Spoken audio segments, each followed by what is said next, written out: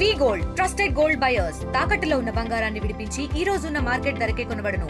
మరిన్ని వివరాలకు సంప్రదించండి 7710 చేసిండ్రు.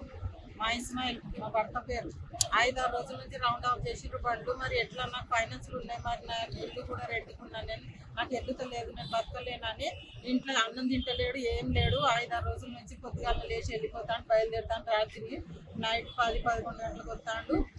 అంత పరిషన్ అవుతాడు.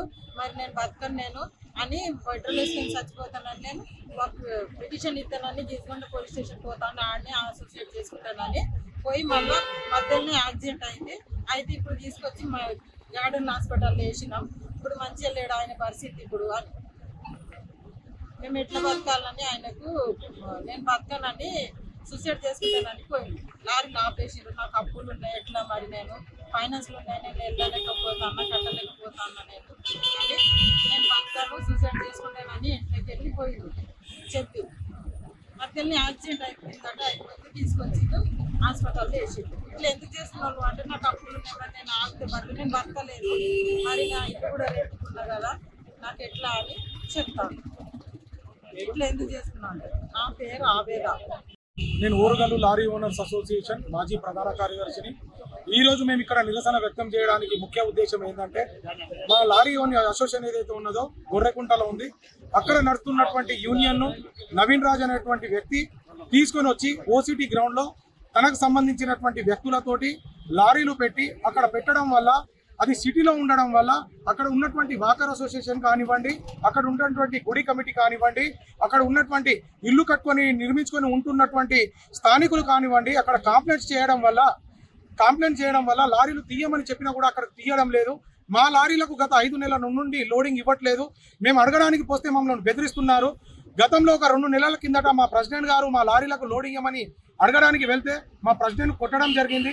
అది గ్రేవెన్స్ కేసు, అది ఎఫ్ఐఆర్ కూడా బుక్ అయింది. మా డిమాండ్ ఒకటే, మేము కలెక్టర్ దగ్గరికి వెళ్ళి మా లారీలో లోడింగ్ లేవని గత 3 రోజుల కిందట వెళ్ళి మేము అడగడం జరిగింది. కలెక్టర్ మేడం ఇమీడియట్లీ వీళ్ళ లారీలకు లోడింగ్ ఇవ్వమని చెప్పినారు. అయినా కూడా కలెక్టర్ గారి మాటను బేఖాతరు చేస్తూ మాకు లోడింగ్ ఇవ్వకపోవడం వల్ల ఈరోజు సయ్యద్ ఇస్మాయిల్ అనేటువంటి వ్యక్తి ఏదైతే ఉన్నారో మా లారీ ఓనర్, నిన్న వాళ్ళ ఇంట్లో వాళ్ళ మిస్సెస్ కు వాళ్ళ పిల్లలకు చెప్పి నాకు అప్పులు ఉన్నాయి, నా లారీ నడవకపోతే నా జీవనాధారం గడవదు అని చెప్పి మనస్తాపంతో పెట్రోల్ వేసుకొని చనిపోతానని గీసుగొండ పోలీస్ స్టేషన్కి వెళ్తుంటే మార్గం మధ్యలో అతనికి యాక్సిడెంట్ జరిగి అతను ఇక్కడ ప్రమాదవశాత్తు హాస్పిటల్లో అడ్మిట్ అయి ఉన్నాడు. అతని పరిస్థితి కూడా ఇప్పుడు మంచిగా లేదు. మేము ఈరోజు చెప్పే డిమాండ్ ఒకటే, మా ప్రెసిడెంట్కు భయభ్రాంతులకు గురి చేసి నవీన్ రాజ్ చంపేస్తాను అని బెదిరించి మాకు థ్రెడ్ కాల్స్ కూడా వస్తున్నాయి. రాత్రి తిరగాలంటే మాకు భయంగా ఉంది.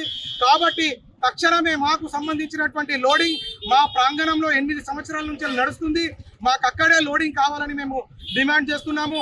అదేవిధంగా సయ్యద్ ఇస్మాయిల్ మనస్తాపంతో వెళ్ళి పిటిషన్ ఇస్తుంటే యాక్సిడెంట్ జరిగింది. ఈయనకు లారీ ఆపినందుకు ఎవరైతే దీని వెనుక ఉన్నారో వాళ్ళందరి మీద కూడా ఎఫ్ఐఆర్ బుక్ చేసి వీళ్ళ మీద చట్టరీత్యా చర్య తీసుకోవాలని మేము ఈరోజు డిమాండ్ చేస్తూ ఇక్కడ మేము ఈరోజు నిరసన వ్యక్తం చేస్తున్నాము. తెలుగులో ఫాస్టెస్ట్ న్యూస్ ఇప్పుడు కొత్త అవతారంలో 5 సెకండ్లోనే పూర్తి వార్తా సమాచారం మీ చేతిలో. సోషల్ మీడియా ట్రెండ్స్ మీ కళ్ళ ముందుకే live TV and voice search ఆప్షన్స్తో ఇప్పుడే డౌన్లోడ్ చేయండి. యాప్ లింక్ డిస్క్రిప్షన్లో ఉంది.